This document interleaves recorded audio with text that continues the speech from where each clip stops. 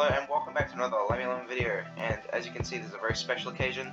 We have a global event currently right now. I have my cousin, I have a few friends of the channel, and a few fellow subscribers with me.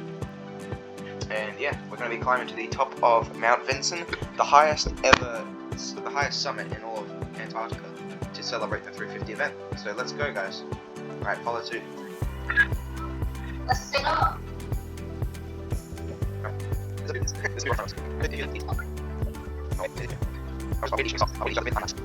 Oh my goodness. Oh, he is on mobile.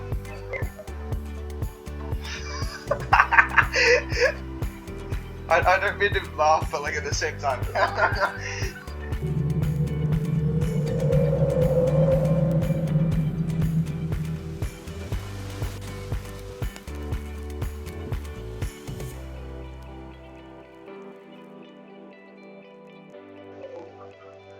Yo. I have a better idea. Build a bridge.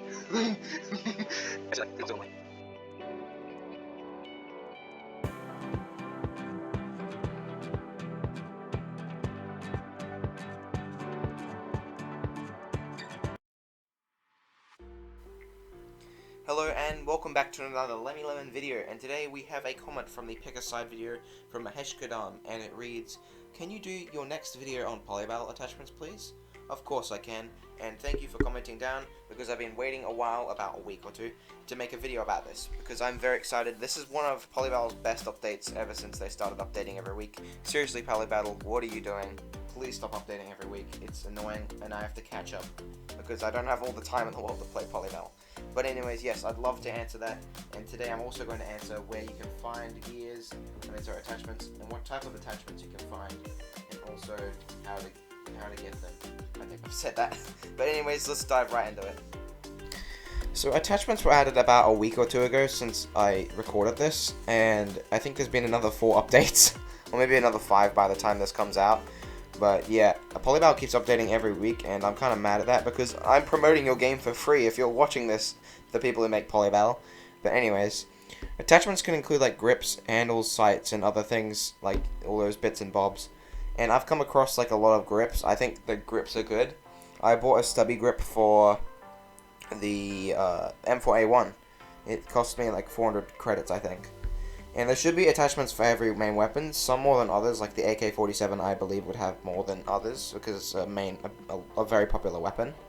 And you can find these attachments in certain bundles and deals, or you can simply buy them from your armory.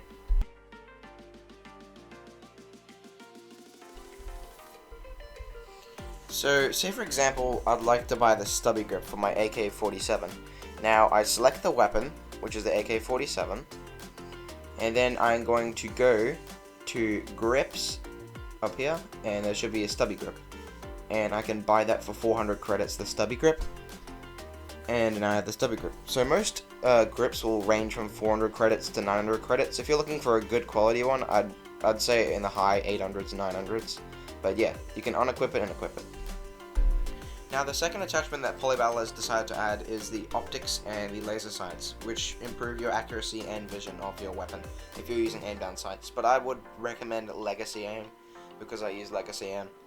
Now there's not much information on the Wikipedia, because it seems that Polybattle is updating the game faster than they can update the wiki. Now if you're looking for the price, I'd say the cheapest one would probably be the SIG RM4T, which is a good 180 credits. It's pretty cheap. The one I would recommend is probably the UH1 if you are going to get laser sights. It costs you 500 credits, not too expensive, but it's not that cheap at the same time. It's just in the mid-range. And if you're very experienced with aim down sights, which I am definitely not, you can get the Micro T2, which is 1100 credits. The third attachment are nozzles and muzzles. Now what are nozzles and muzzles, you may ask? Basically, they're little stubby attachments that you can attach to the end of your barrel of pretty much any gun, because with the nozzles and muzzles, these are for most guns, I'm pretty sure. Even some handguns and pistols are included. And also, they're not cheap. They start at around 5,000 credits, so start saving up if you want a good nozzle or a muzzle. Some of these are just silencers, and those ones are pretty cheap, but the very expensive ones, I believe, are muzzle brakes. But yeah, roughly you'll be paying around 4,000 to 5,000 credits for any nozzle or muzzle that you're looking for.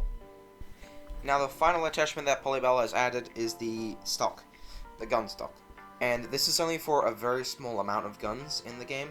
I believe I can only find it on 2 or 3 different weapons in the game, main weapons that is. Now, if you want to find a good one, you're looking between 600 and 1500 credits, which is basically a mid-range price for most of these attachments. It's not as expensive as the nozzles and muzzles, but it's much more expensive than your, grips. Now I am going to be rating all of Polybell's attachments that they've added, and I'm going to decide which one is the best for you to get for your gun.